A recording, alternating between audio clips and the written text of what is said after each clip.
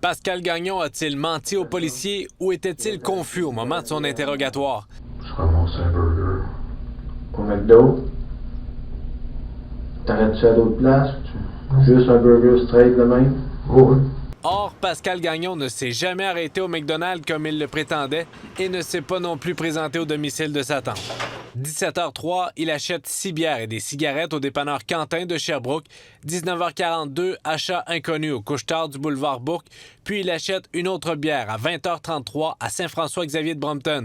Des tours cellulaires captent des communications de l'appareil de Pascal Gagnon à Windsor, Saint-Alphonse-de-Granby et Sherbrooke avant qu'il se rende chez son ex-partenaire d'affaires, le tuer de 8 balles à la tête et au thorax. Ce que moi je vois de cette preuve-là, c'est de voir que mon client n'est pas parti chez lui pour aller assassiner Éric Lavoie et revenir chez lui.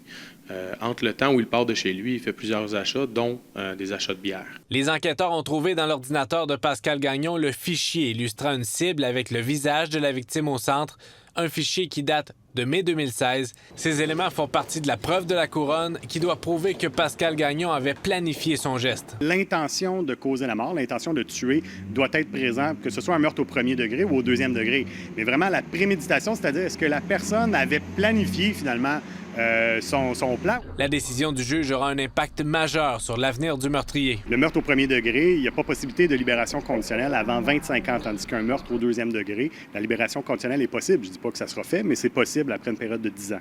Le procès fera une pause demain et en théorie, vendredi, la défense commencera la présentation de sa preuve et je vous rappelle, elle a l'intention de faire entendre l'accusé Pascal Gagnon. Jasmin Dumas, TVA Nouvelle Sherbrooke.